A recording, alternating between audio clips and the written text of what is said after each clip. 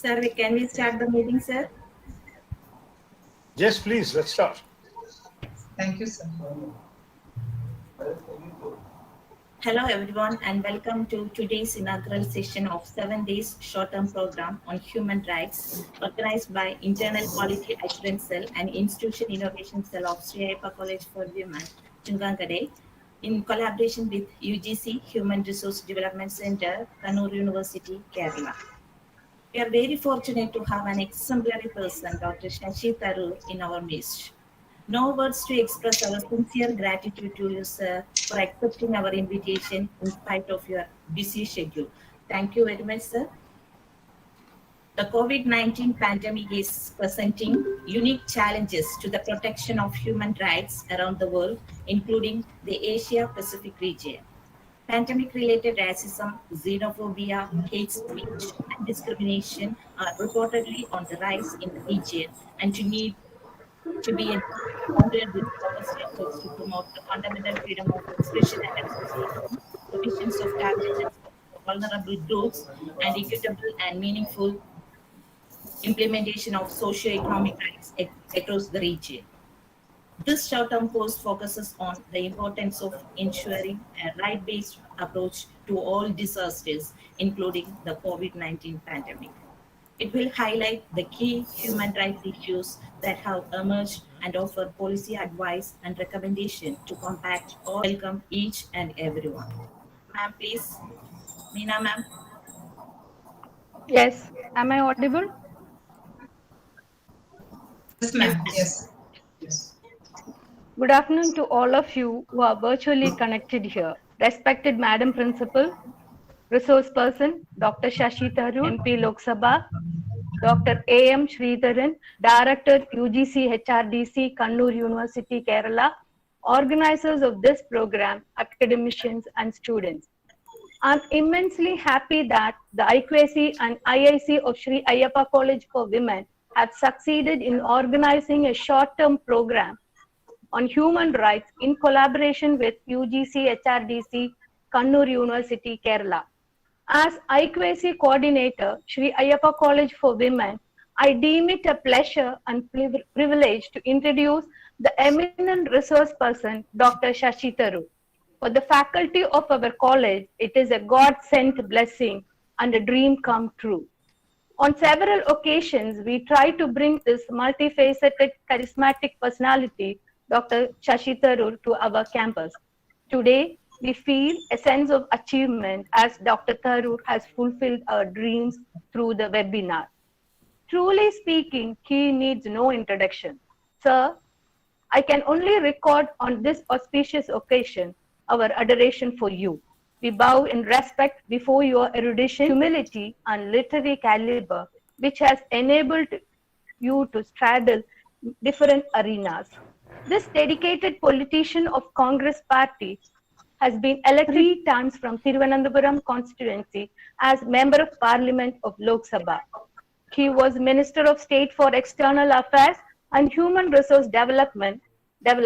During Kofi Annan's leadership from 2002 to 2007, he was Secretary General of United Nations. These are all his credentials as administrator and politician. Sir, you have left an indelible impression upon the people with your creative writings on our beloved country, India, glorifying its history, culture, politics, and society.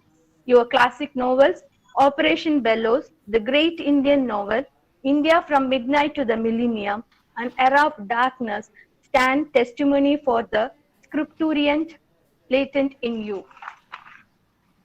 Your verbal prowess and rich vocabulary makes us awestruck and spellbound. My mind gets transported the school days when I was taught the longest word in English from Shakespeare's Love's Labour's Lost, that is, honorificably to the hadibus. The state of being able to achieve honors. What is the secret behind your voluminous vocabulary? You have openly admitted on several occasions that you had some advantages over all of us. I quote, I lived in India without television, without computers, without PlayStation, and without mobile phone. And All I had were books and I have read extensively. Really, I have a fear of your new words when I'm making an attempt to pronounce them. Hippopotomonstrosescupidaliophobia, flossinaucinihilipilification, sesquipedalian gonzo, mualia britti, rhodomontade, and so on. His inimitable and unimitated sweet smiling icon of knowledge is a legend. On behalf of all the organizers of this program, I accord a warm welcome to you, sir. It's my proud privilege to welcome Dr. A.M. Sridharan, Director UGC HRDC, Kannur University, Kerala. I thank you, sir, for extending your support for conducting this program. Impact of this program has increased manifold only due to the collaboration with Human Resource Development Center, Kannur University, Kerala. My special appreciation to Dr. Meera, Assistant Professor, SAC, who is instrumental in giving us this opportunity to interact and learn from great minds. I welcome all the participants and I hope you will have a wonderful and informative experience. Once again, I welcome you all. Thank you. Thank you, ma'am. It's my proud privilege to request our Madam Principal, Dr. K.V.J. Sree, to deliver the presidential address. Ma'am, please. Respected Dr. Shashi Tharoor, Lok Sabha MP, Chairman of the Parliamentary Standing Committee on External Affairs, former Central Minister and Under Secretary General of the United Nations, and Dr. Sridharan sir, Vice Chancellor of UGC HRDC University, other dignitaries and participants, good afternoon all to the short-term program on human rights. Human rights, as said by Mother Teresa, are not a privilege conferred by government. They are very human beings. They are every human being's entitlement by virtue of his humanity. They can never be taken away, although they can sometimes be restricted. The importance of human rights and the requirement to respect everyone's rights are based on the notion of human dignity. Therefore, human dignity is considered to be the foundation of human rights. It was only after the two world wars the idea of human rights was center stage in the international arena and then explicitly maintained in a formal document, the Declaration of Human Rights. After this declaration, it has come to occupy a pivotal place in international national policy considerations. However, despite the increased focus on human rights, the reality of the day is too much emphasis, too much violation. Though the stringent enforcement of laws, collective efforts by the government, the active participation of media and the human rights agencies, the human rights scenario world over is posed with various challenges. Because for a larger section of the society, human rights are still an abstract concept. In this scenario, the importance of human rights education occurs increased importance. It assumes potential significance in transforming human rights issues into reality. The Constitution of India guarantees civil, political, economic, social, and cultural rights to all the sections of the society without any kind of discrimination. However, due to poverty, customary, and cultural practices prevalent in the country, equal opportunity has been denied to various categories of people that have prevented them from enjoying their rights equally at par with other developed sections of the society. To get tangible result against human rights violations is to deal the problem with the three-dimensional approach. They are knowledge, that is provision of information about human rights and mechanism for their action, promotion of human rights culture, and action, that is encouragement to take prompt and firm action to defend human rights abuses. In this backdrop, in order to disseminate human rights education, which assumes potential significance in human rights reality, the short-term course on human rights organized by IQAC and IAC of Ayyappa College of Human, jointly by Kannur University, is and endeavor to provide an ideal platform for dissemination of knowledge, spread awareness regarding the importance of multifaceted concept of international human rights laws among the youth and academia, and also to promote a culture for the cultivation of human rights and educating the citizens. Culture in the sense inculcating the value of enjoying one's own freedom without overlapping others' freedom. When this happens, it is called violation of human rights. On behalf of the entire team of this program, I express my sincere gratitude to one and all for joining with us through this online platform to make this program a grand success. Thank you. Thank you, ma'am, for your kind words. Now I invite Dr. Anita, Assistant Professor of History and one of the coordinator of this program, for introducing the course. Ma'am, please. Am I audible? Yes, yes. Good afternoon to one and all joined here with us, respected dignitaries, faculties, and other participants. Welcome to the inaugural ceremony of the 7 days Human Rights Program. Human rights are rights we have simply because we exist as human beings. They are not granted by any state. Human rights are inherent to all human beings, regardless of race, sex, nationality, ethnicity, language, religion, or any other status. Human rights include the right to life and liberty, freedom from slavery and torture, freedom of opinion and expression, the right to work and education. Everyone is entitled to these rights without discrimination. Human rights are inalienable. They should not be taken away except in specific situations and according to the due process. Be the Internal Quality Assurance Cell and Institutions Innovation Council of Sree Ayyappa College for Women is pleased to conduct the 7 days short-term program on human rights with UGC HRDC, University of Kannur, Kerala. We are very proud to collaborate with UGC HRDC, Kannur University. Many of our faculty to visit UGC HRDC, Kannur University for our courses and return with happiness and A grade. The aim of this program is to create awareness about the denial of human rights in the present scenario and how to confront the challenges emanating from such situations and lead successful lives. Before conclude my words, going to a quote of a great person, Nelson Mandela. No one is born hating another person because of the color of his skin or his background or his religion. People must learn to hate. If they can learn to hate, they can be taught to love. For love comes more naturally in human hearts than its opposite. Thank you. Thank you very much. Thank you, ma'am. We are very proud to collaborate with the UGC HRDC, Kannur University, Kerala. We are here today, the most simple and exemplary director, sir, Dr. Sree, with us for the felicitation. Sir, please. എല്ലാവർക്കും നമസ്കാരം. Most respected member of parliament and eminent writer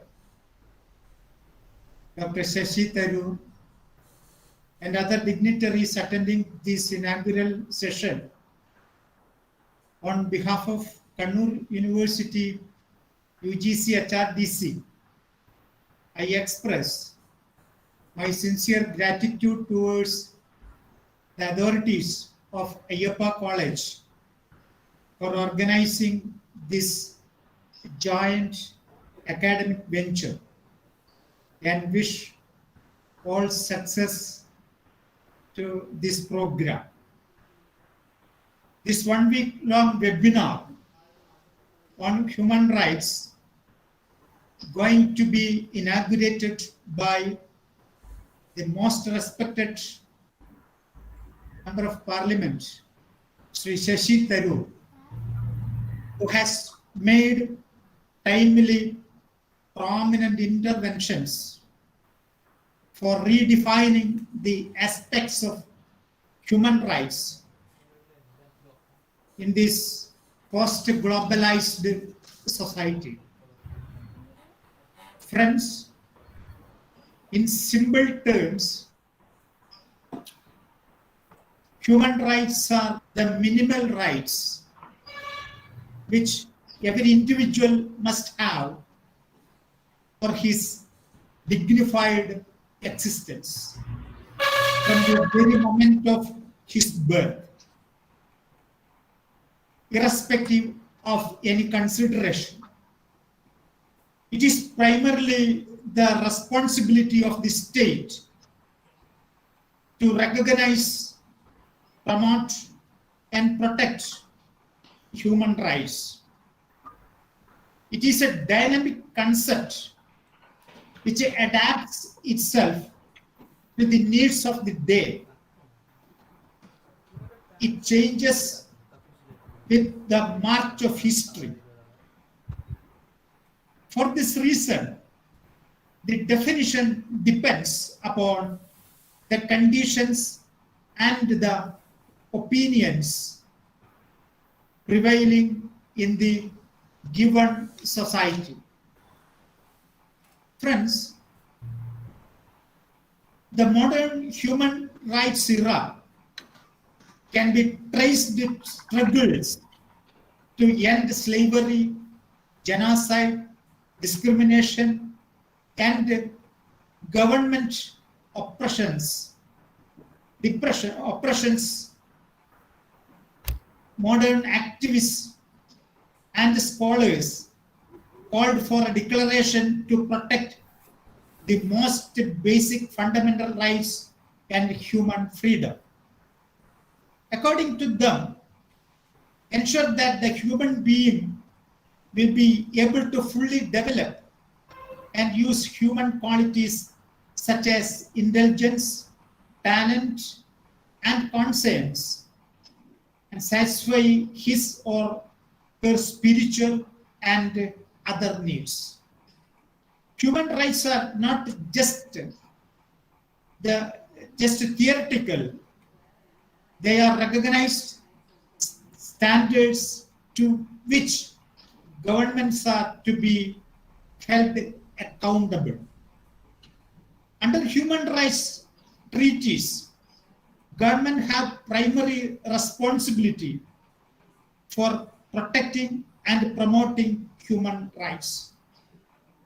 Governments are not solely responsible for ensuring human rights.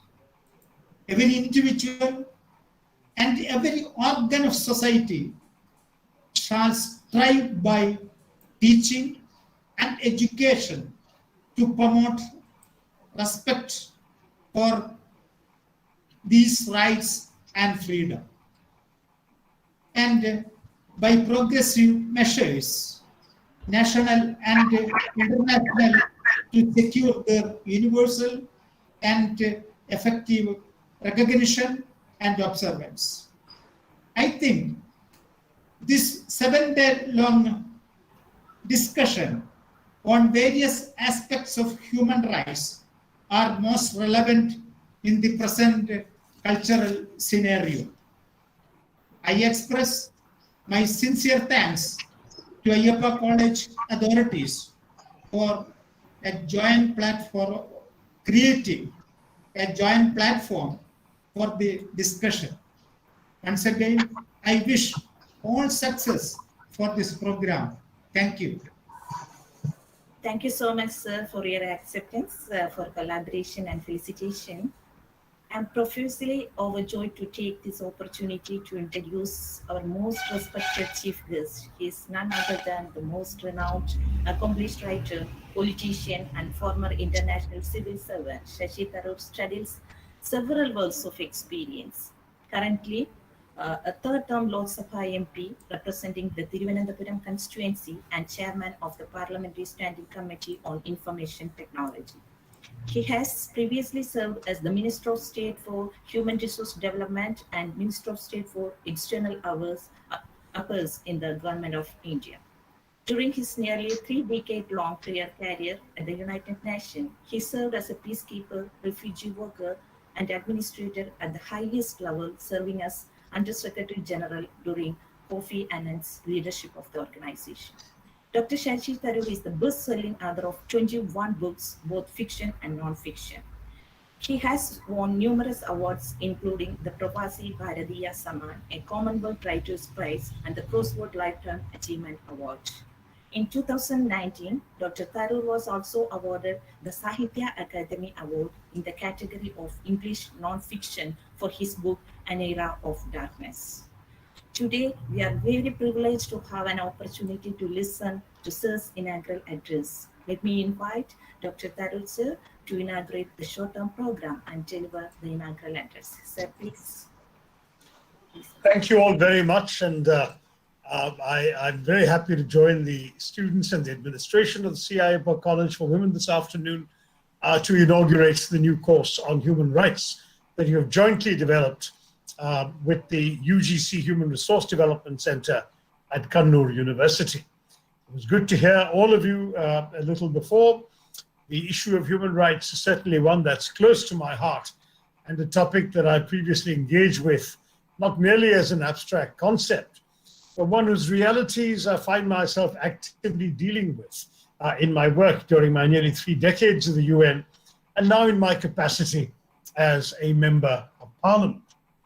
At the same time, listening to all of you saying what you've said just now, and of course, in inaugurating this short 7-day course on human rights, I'm struck once again by the timeliness of this approach, because we are living at a time where the very concept of certain inalienable rights guaranteed to all human beings has been fundamentally challenged across the world. I'm struck by how we've all gathered around this webinar just a few days after the announcement by Amnesty International, one of the foremost global champions of human rights, that they would cease their operations in India because they're now unable to fund them as a result of a concerted effort by the ruling dispensation to clamp down on their activities.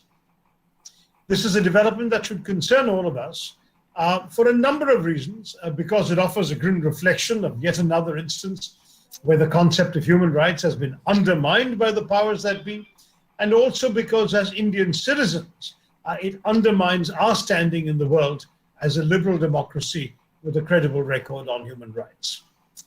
But this is not the first instance of human rights violations we've seen in the recent past. Across the country, whether it's in Kashmir, where our fellow citizens have suffered the ignominy of a clampdown for over a year, or Uttar Pradesh, where unspeakable horrors have been perpetrated by individuals, by the police, by the state alike, and the truth has been cremated in the darkness. Maharashtra, where electoral calculations have resulted in the targeting of individuals on frivolous grounds. Even in Delhi, where I speak to you from today, where the government has used its majority to pass legislation with grim implications for human rights. All of these suggest that the fundamental assault on human rights continues to grow every single day in our country, especially when the state and its institutions willfully abdicate their constitutional responsibility for upholding these rights. But this is not a problem isolated to India alone. As the very foundations of democracy weaken across the world with the rise of populist, far-right, authoritarian regimes, these regimes find themselves aiding the resurgence of xenophobic politics, of anti-immigrant sentiments, of an accentuation of systematic racism, of the direct enabling or of mounting inequality, of an erosion of the autonomy of free institutions that can offer a check and balance on governments, and of course of a clampdown on dissent, as well as a refusal to sanction the violators of human rights. All of this has resulted in a fundamental challenge to human rights across the world. And this is precisely why it is all the more important for us to engage with the concept of human rights in a serious way, to educate college students at Sree Ayyappa and at Kannur on these principles and values, to understand how these were developed, how these have been implemented within our society and other societies, and how we as concerned citizens can further develop these rights and make sure that they are upheld with rigor. and therefore pleased that you are inaugurating this course today. We are inaugurating this course, and it's my hope that this course will not just engender a greater appreciation for the values that human rights offer, but will help bring up new voices and new champions for human rights in our society, which sorely needs them. Now, due to the paucity of time, because unfortunately I have another engagement at 1, I will try and engage with just one specific aspect of the global discourse on human rights, which has been the subject of so much contention. Contention that comes in the form of a simple question: are human rights universal? Even in today's globalizing world, the question as to whether human rights is an essentially Western concept, which ignores the very different cultural, economic, and political realities of the global South, persists. It's often been used even by government people in attacking Amnesty International. So it's not an old question. Can the values of the consumer society be applied to societies that have nothing to consume? Isn't talking about universal human rights rather like saying that the rich and the poor both have the same right to fly first class and to sleep under bridges? Don't human rights as laid out in the international covenants ignore the traditions, the religions, the socio-cultural patterns of what used to be called the Third World? These are the questions that have been asked for the last 30 years in the international system, and they're anything but an abstract debate, because a number of serious objections have been voiced to the concept of universal human rights, which its defenders, and perhaps there will be some students in this course who will defend these human rights, will need to acknowledge honestly, if only to be able to refute them more effectively. The first objection argues that all rights and values are defined and limited by cultural perceptions. There is no universal culture, therefore there are no universal human rights. Some philosophers object that the concept of human rights is founded on an individualistic view of human beings, man as an autonomous being whose greatest need is to be free from interference by the state. In other words, this is a right, human rights are for people who say we want the right to be left alone. Whereas non-Western societies often espouse a communitarian ethic that sees society as more than the sum of its individual members and considers duties to be more important than rights. I am because we are. That is the concept that is opposed to the Western concept of human rights. Then there is the usual North-South argument. Human rights allegedly are cast as a cover for Western intervention in the developing world. Developing countries, some also argue, cannot afford human rights since their tasks of nation building and economic development remain unfinished. Suspending or limiting human rights thus sacrifices the few to benefit the many. Other objections to specific rights to human rights say there are some specific rights which reflect Western cultural bias. The most troublesome in some Islamic countries are women's rights.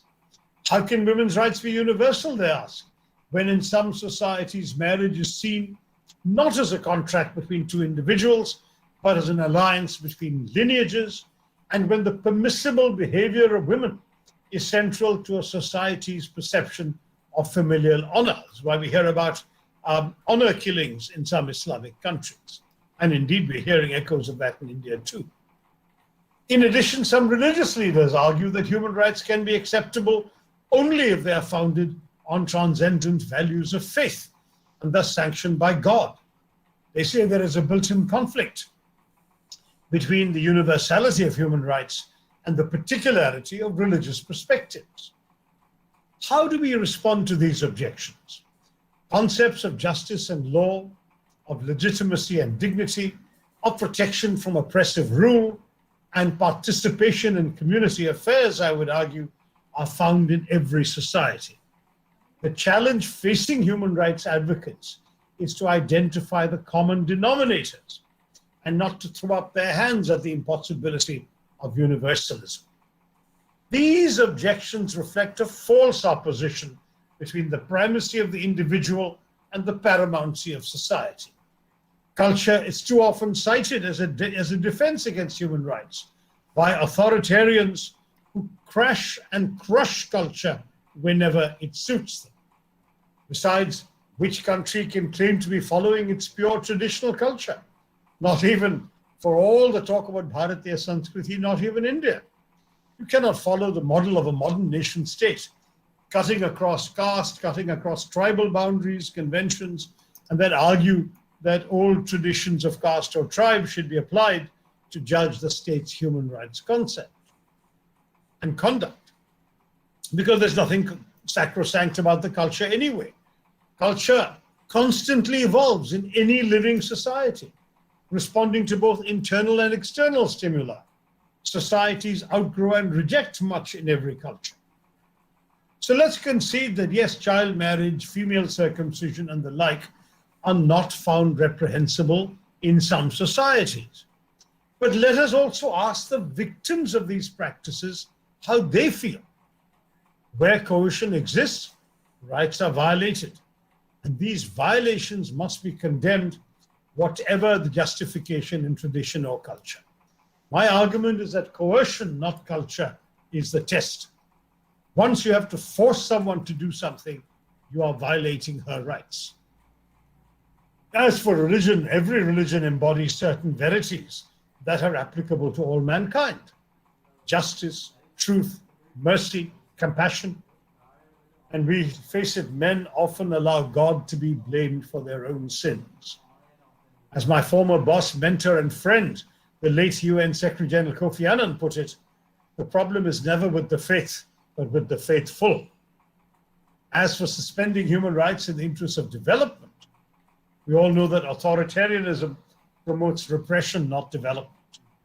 Development is about change, but repression prevents change. Though there may be cases where authoritarian societies had some success in achieving economic growth, many poor democracies, a country like Botswana, an exemplar of African democracy, have grown faster than most authoritarian states. Indeed, India has grown fast under the coalition governments and the democracy that was avidly promoted by the UPA government, whereas its growth rate has plummeted under the increased autocracy that we are seeing in power in Delhi today. A number of countries associated with the global south, China, Chile, Cuba, Lebanon, Panama, and of course our own India, played an active and influential part in drafting the Universal Declaration of Human Rights. So we cannot say that we had no voice. Our voice was heard. The principles of human rights have been widely adopted, imitated, ratified by developing countries. So one cannot suggest that these rights have been imposed on developing countries. So when one hears of the unsuitability or ethnocentrism of human rights, then what are these human rights that someone in a developing country can supposedly do without? Is it the right to life? Is it freedom from torture? Is it the right not to be enslaved, not to be physically assaulted, not to be arbitrarily arrested, imprisoned, or executed? No one actually advocates the abridgment of these rights, but when they decry human rights, these are the rights that they all violate in their own countries. And I must say that culture is a very weak argument. Does wearing a traditional dress entitle a man to beat his wife?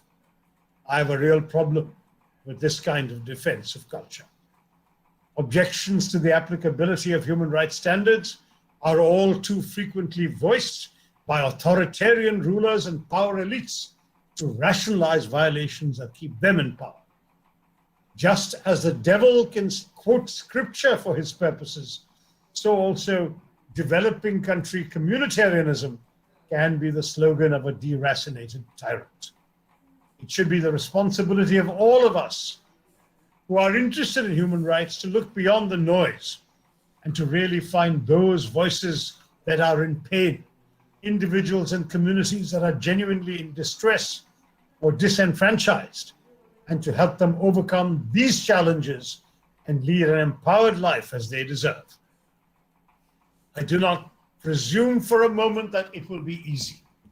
But Perhaps that's where courses such as the one we are inaugurating today can play a pivotal and guiding hand that trains young minds in not just the history of human rights, not just the theory of human rights, but contextualizes human rights among the real world, real-time realities that each of them is living, and that none of us as conscientious members of society can afford to forget. Today, when I join Rahul Gandhi and Congress leaders in going to UP to protest the violation of human rights of a young woman who was raped and murdered and then cremated after dark by the police, I will be essentially saying human rights is not a theory, it applies to your lives, it is being violated in the present. Let me therefore conclude my remarks by wishing the administration of Sree Ayyappa College and the students who are taking this course the very best for this course. I hope all of you will benefit in your daily lives from the teachings it has to offer. Remember, human rights are not just theory, they apply to you. Thank you very much. I'm happy to formally declare this course inaugurated. Jai Hind. It was really an enriching talk, sir. Thank you for this great presence and lecture. For moderating the question answer session, I invite Dr. Janata, Assistant Professor of English. Ma'am, please. Janata, ma'am. I'm sorry, there's been a bit of a time constraint. I was told 12:30 to 1 was my half an hour. I'm Okay, sir. already late for my next event, and in fact, I have to be at the party headquarters. So I thank you all very much. I'm sure the So very shall I pass on to the formal vote of thanks, sir, then? I will have to leave you. Have to leave. I suggest that others might address the questions. I would have loved to have been with you, but I was told I could leave at 1, and I have to leave now. Yeah. My many apologies. Thank you. So then I will. Okay, what of thanks പറഞ്ഞോളൂ ഞാൻ തിരിച്ചു. Sir illale poyalle. കുഴപ്പമില്ല പറഞ്ഞോളൂ. So this is something disappointment for me because I was waiting for this great moment to thank Dr. Tharoor, because let us be grateful to the people who make us happy. My heart brims with happiness to thank all the kind-hearted who were holding hand in hand with us for the conduct of this 7 days short-term program. I thank Lord Almighty for giving such a wonderful opportunity for us to conduct this program. And this is, for me, every hour is grace. And I feel gratitude in my heart each time. There is someone who brings happiness in our face. I have to thank Dr. Tharoor, because this is the second time I had been here seeing Tharoor speaking to us. And that was in July 2012. I had one cherishable moment in human rights, that is HRDC, Ayyappa University. He came there to speak on human rights, and that was the one moment. And this time, this is really, really a disappointment for me, because I was waiting for this precious hour to thank Dr. Tharoor, because for the past 8 years, I have been trying to bring Dr. Tharoor to the portals of Sree Ayyappa College for the department, our own English department seminar, and I couldn't make it. And so this is the time I should thank my colleague, my friend, Dr. Meera and her husband, Advocate Sudhir, for making this dream event happen in the virtual portals of Sree Ayyappa College. And Sir is not here, but still I have to speak about Sir. The most famous quote of Dr. Tharoor which touched me was, "India shaped my mind, anchored my identity, influenced my beliefs, and made me who I am. India matters to me, and I would like to matter to India." Such a love.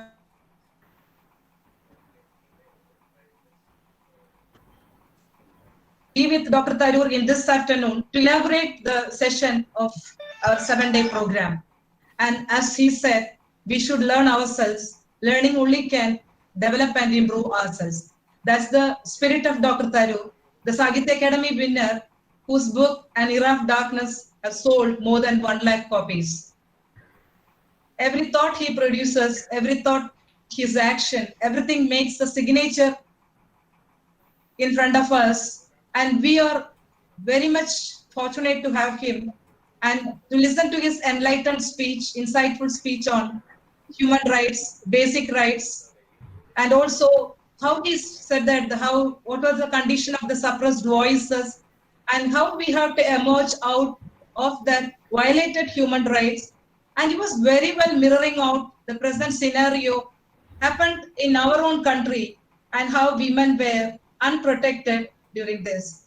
And also, I was always amazed by the impeccable vocabulary of Dr. Tharoor, and that only helps us, all the literature lovers, to read his books and waiting for more and more books from him to cherish for a lifetime. And a dream becomes a goal when action is taken towards its achievement. Yet this short term is a dream turned reality of IIC, Institutional Innovation Cell of Ayyappa, Council of Ayyappa College. And it is my proud privilege to thank Dr. Sree, Director of HRDC, Kannur University, Kerala, for all the kindness shown towards our team. Sir, actually, I was thinking of why should I run to Kannur for my short-term course, but I think that was a great blessing on my part that I could reach Kannur and enjoy the kindness and meet the down-to-earth, so simple person, Dr. A.M. Sreedharan.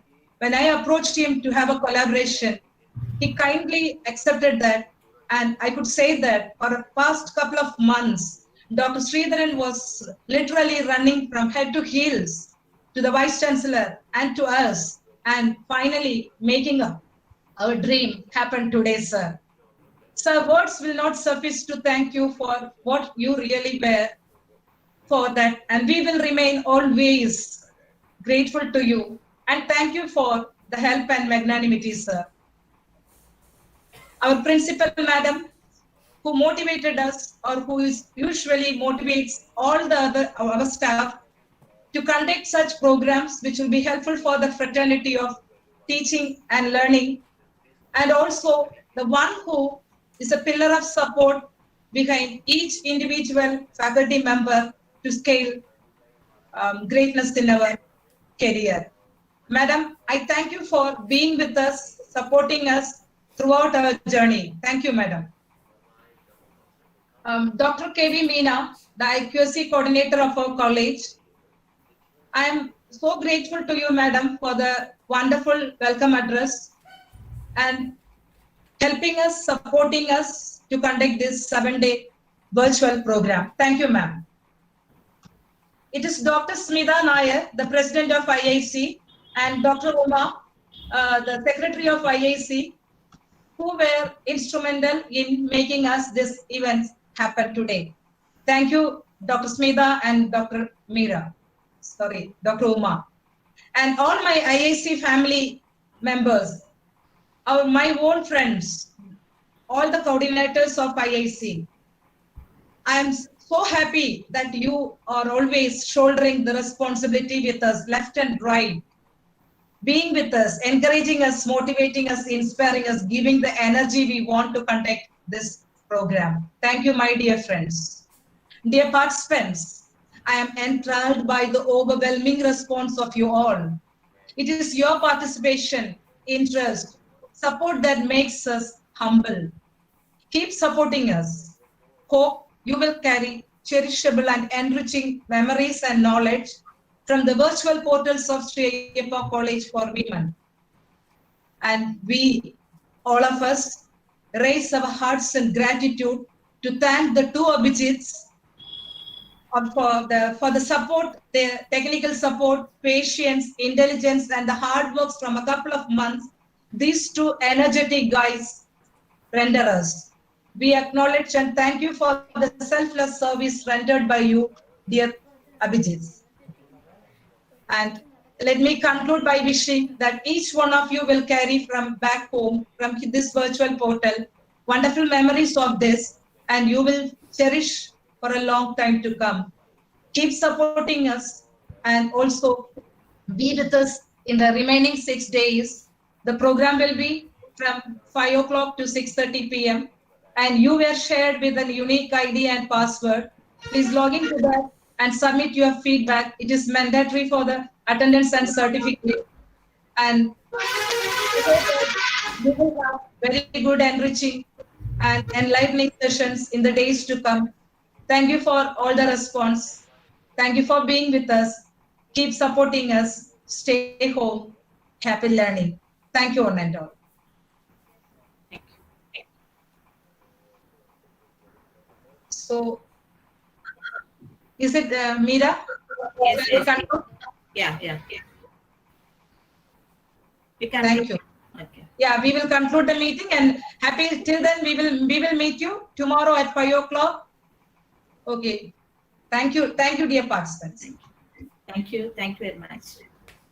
Thank you. Thank you.